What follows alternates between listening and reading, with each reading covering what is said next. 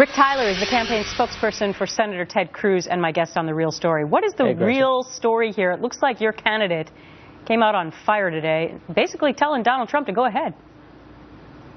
Well, look, I know you like complicated, sophisticated analysis, but let me just break this down really simple. This is really about three candidates. The first candidate is threatening to sue over an ad in which he appears in his own words. And he's also threatening to sue over another candidate's eligibility.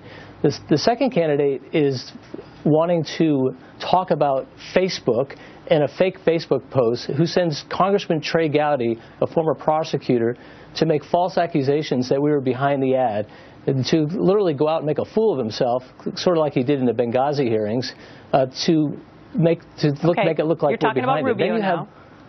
Then you talk about Rubio, and then you have another candidate who yesterday talked about a rebuild of the military to keep America safe, which is important to South Carolinians.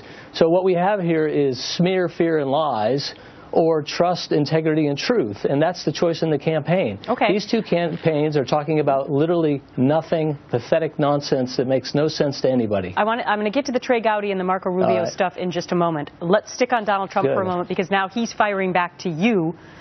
He says Ted Cruz has already had one of his ads pulled off the air concerning Senator Rubio because it was totally false, and then he goes on and on in a statement. At the end, he says, if I want to bring a lawsuit, it would be legitimate. Likewise, if I want to bring the lawsuit regarding Senator Cruz being a natural-born Canadian, I will do so. Time will tell, Teddy. What's your response? Okay, well, Donnie, first, the Cruz campaign has had no ads taken off the air. None. Zero. So he's lying about that. Just as he lied about what Norm Coleman said yesterday, which he continued to lie about even after Norm Coleman put out a statement saying he didn't say what he said. Donald Trump has been for the assault weapons ban. He mentioned that in the statement that he's pro-gun, yet he was for the assault weapons ban. And he also touts all the achievement and accomplishment of Mayor Bloomberg of New York, who's been the leading pro-gun control advocate in the country. And he talks about how wonderful he is. He also talks about Senator Clinton, about how wonderful she is, and yet she seemingly led the initiative on Libya, which removed Muammar Gaddafi, which led to the Benghazi attacks where Chris Stevens lost his life and 3 other Americans, and now Libya is a haven to terrorists. This is who Donald Trump thinks is important. All right, I want to go now to the Senator Rubio claim that you brought up at the top of the show. His campaign is crying dirty politics, blaming your candidate Cruz of sending out a fake Facebook post claiming South Carolina Congressman Trey Gowdy is switching sides and supporting now Cruz. Well, Gowdy issuing a statement saying this: the truth actually matters to me and to all South Carolinians. Unfortunately, it appears that the campaign of Senator Ted Cruz may not place the same value on waging a contest based on the truth and facts. A pretty strong statement now coming from Trey Gowdy. The accusations were alive and well in Iowa as well with your camp against Ben Carson, where you had to apologize. So what do you say in this case? Well, first of all, Trey Gowdy, who was a former federal prosecutor with apparently limited skills, failed to look up that Facebook started in 2014.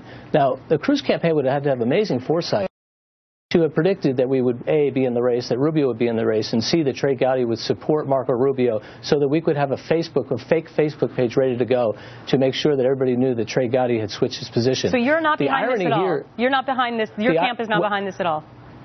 Absolutely not. And the irony here is there was a representative from Facebook in our office the day this happened.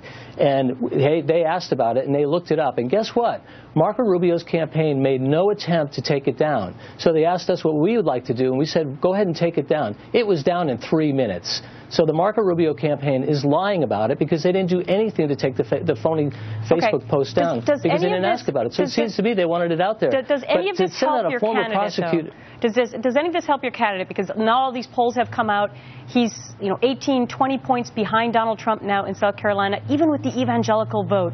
Does Ted Cruz coming out and combating Donald Trump face-to-face like this, does that help him? Well, Ted Cruz held a press conference this morning that Fox News didn't cover, but what he said in the press conference was covering it right everything now. that Donald... They didn't cover it live, and so, but look, which is important. I think Donald Trump's, all his press conferences seem to get covered. We have a hard time getting a press conference covered. And what he said in the press conference is everything in the ad was absolutely true. And we backed it up. We showed his own words. And Donald Trump, has supported partial birth abortion, but more than that, he supported Democratic candidates who are pro-abortion. He gave money as recently as 2014 to pro-abortion candidates. Now, people in the pro-life movement don't do that. People in the pro-life movement don't tout that Planned Parenthood does, what he says is they do wonderful things. He said that from the debate stage. He did. Nobody in the pro-life movement believes that. Okay. So he's lying about Ted lying, because Ted's actually telling the truth about his record. He just doesn't want to face it, because Marco Rubio and Donald Trump, they can't handle the truth, so they have to go and lie about it. All right. I guess the is continuing from last Saturday night. And by the way, we'd be more than happy to have your candidate, Ted Cruz, on The Real Story, so let us know when he can join us here, and we will give him ample airtime. I know you will. Thank you, Gretchen. Thank you, Rick.